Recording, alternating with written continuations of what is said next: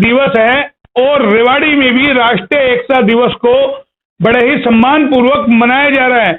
आपको बता देते हैं, रेवाड़ी पुलिस द्वारा जो है राष्ट्रीय एकता दिवस का आयोजन किया गया है। हम आपको सीधी तस्वीरें दिखा रहे हैं रेवाड़ी के आईओसी चौक की।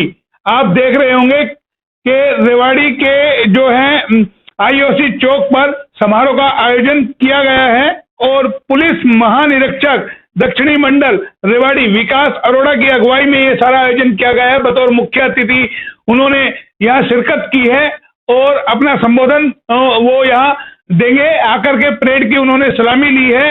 बाकायदा मार्च पास्ट यहाँ निकाला गया। आपको बता दें, सदर थाने के करीब से जो है मार्च पास्ट निकाला गया है और यहाँ करके उनको जो है समापन भी यहाँ किया गया है आईओसी चौक पर।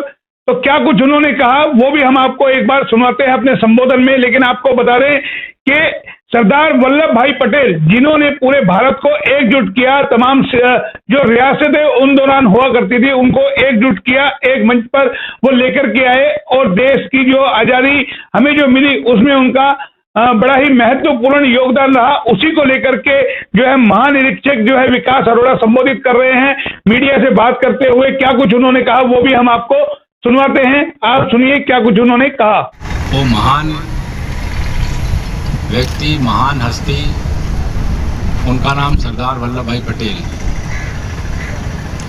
31 अक्टूबर 1875 में उनका जन्म हुआ और दिसंबर 15 1950 तक वो इस धराधाम पे रहे। ऐसे महान व्यक्तित्व के धनी थे कि उन्होंने स्वतंत्रता फ्रीडम स्ट्रगल में बढ़ चढ़कर भाग लिया। किसानों के बड़े बड़े आंदोलन गुजरात में किए, फिर पूरे हिंदुस्तान में भी किए और फ्रीडम फाइटर के रूप में सबसे अग्रणी रूप में वो जाने जाते थे। उस समय देश आज़ाद हुआ तो वो प्रथम गृह मंत्री बने अपने भारत के और deputy prime minister of India बने। आज 31 अक्टूबर का महान पावन दिन पे हम सब लोग इकट्ठे हुए और छोटा सा एक बड़ा अच्छा मार्च पास्ट आपने यहाँ पे देखा। तो ये हमें बेसिकली रिमाइंड करने के लिए हम सबको कि हम लौह पुरुष का आज जयंती मना रहे हैं। लौह पुरुष सरदार वल्लभ भाई पटेल की, जिन्होंने अपना सर्वस्व जीवन देश की अखंडता और एकता के लिए समर्पित किया। तो आज हम उनको कोटि नमन करते हैं और इस अवसर पर हमने एक शपथ ली है कि हम देश की अखंडता और एकता को बनाए रखने के लिए जो हर संभव प्रयास होगा वो करेंगे। और आज हम इस इवेंट में पार्टिसिपेट करते हुए बड़ा गौरवान्वित महसूस कर रहे हैं। सब त्योहारी मौसम आ रहा है, लगातार त्योहार आ रहे हैं, उसकी सुरक्षा को बंदोबस्त करते हुए क्या कुछ कदम उठाए जा रहे हैं? यार, त्योहार की व्यवस्था के लिए हमने सारी जो भी पेट्रोलिंग है, नाकाबंदी है, कल रात भी पूरी नाइट डोमिनेशन थी हमारी। एक फोर्स यहाँ तक कि एसपी ऑफिस की फोर्स भी, जो भी फोर्सेज हैं वो सारी हमने स्पेशल निकाल के जहाँ से भी निकल सकती है वो ड्यूटियों पे लगाई है।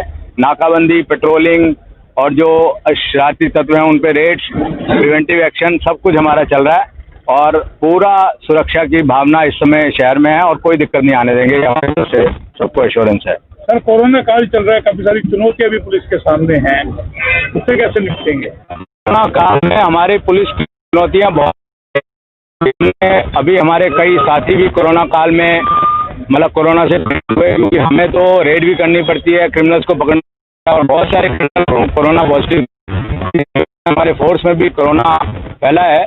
लेकिन फोर्स का स्टेमिना मजबूत था, बल मजबूत था, इसलिए सबके सब कोरोना से ठीक हुए हैं। और आगे जो प्रिवेंटिव एक्शन है उसके कोरोना के लिए जो भी सावधानियां हैं, और आगे अगले 1 महीने तो खैर स्पेशल मास्क का ड्राइव दोबारा से चला है, जैसा कि आपको पता है 31 अक्टूबर से पूरे नवंबर इसके लिए स्पेशल मास्क का ड्राइव है। मैं पब्लिक को भी कहूँगा कि मास्क पहने और इस समय प्रिवेंटिव एक्शन भी होगा और जो मास्क नहीं पहनेगा उसके खिलाफ भी एक्शन होगा और मास्क बांटे भी जाएंगे फ्री में मास्क। तो जिसके पास मास्क नहीं है वो भी पुलिस स्टेशन में जाके मास्क ले ले या किसी भी नाके पे जहाँ उनको रोका जाएगा वहाँ पे मास्क फ्री वितरित किए जाएंगे। तो इस समय इस 1 महीना कम से कम मास्क सारे के सारे पहने, क्योंकि दोबारा से एक थोड़ा वेव जो कह रहे हैं कि भाई वेव इस 1 महीने में और कोरोना का आ सकता है, तो उसके लिए पूरी सावधानियां लेने की पुलिस को ही नहीं, सारी जनता को भी आवश्यकता है। सर, एक बच्चों की मिसिंग का मामला है, काफी बच्चे अभी लापता है, उसके लिए भी कोई विशेष अभियान चलाया जाएगा क्या?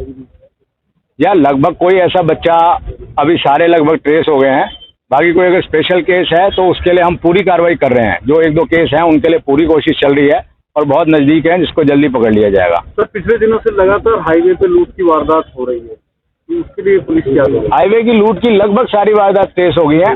जो रिसेंट एक आधी हुई है वो वाली अभी ट्रेस नहीं हुई है, लेकिन बाकी लगभग पुरानी जितनी भी थी वो सारी ट्रेस हो गई है।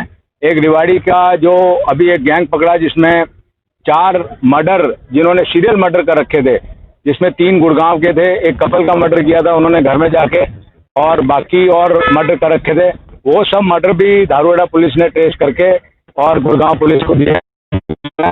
पूरा एक्टिवली काम कर रहे हैं, तो हम एश्योर करते हैं जनता को कि बहुत चुनौती पुलिस के हाँ। लिए है थोड़ा सा। साइबर क्राइम इस समय बहुत चुनौतीपूर्ण है। पहले तो जामताड़ा से काफ़ी होता था, कॉल्स आते थे। अब ये मेवात का भी रीजन है जिसमें भरतपुर और इस सब नूह और भरतपुर के रीजन से भी कई बार फ़ोन आते हैं। तो इसके लिए पुनाना में हमने एक जॉइंट मीटिंग की थी, राजस्थान की, यूपी की और हरियाणा की, और हमने उसमें कई बड़े बड़े अहम फैसले लिए हैं ताकि इन लोगों को आइडेंटिफाई करके इनके घरों में रेड करके जॉइंट टीम्स बनाई हैं वहाँ पे, और लगभग काफ़ी लोग उनमें आइडेंटिफाइड हैं और इनमें बहुत अच्छी कार्रवाई चल रही है, जिससे आपको कुछ ही दिनों में पता चलेगा कि ये गतिविधियाँ घटी हैं। उसके अलावा रेवाड़ी एक बड़ा स्पेशल जिला है जिसपे सरकार ने साइबर पुलिस स्टेशन भी सैंक्शन कर दिया है, और इस साइबर पुलिस स्टेशन को गठन करने का कार्य शुरू हो गया है, और रेवाड़ी में जल्द ही साइबर पुलिस स्टेशन भी एक फंक्शनल हो जाएगा। सर, पुलिस वालों को साइबर एक्सपर्ट बनाने के लिए क्या कुछ प्लान है? नहीं है, साइबर बनाने के लिए हमारी ट्रेनिंग है। अब इस टाइम में थोड़ी ऑनलाइन करानी पड़ी ट्रेनिंग, चाहे बीपीएससी की हो ट्रेनिंग, चाहे वो हमारी ट्रेनिंग हो, और हमने जो ट्रेन कराए हैं बंदे वो भी हमारे फर्दर ट्रेनिंग कर रहे हैं, तो वो हमारी कार्रवाई पूरी की पूरी चल रही है, और अभी हमारे पास सफिशिएंट ट्रेन स्टाफ है जो कि साइबर के वो कर सकता है। चलो, धन्यवाद।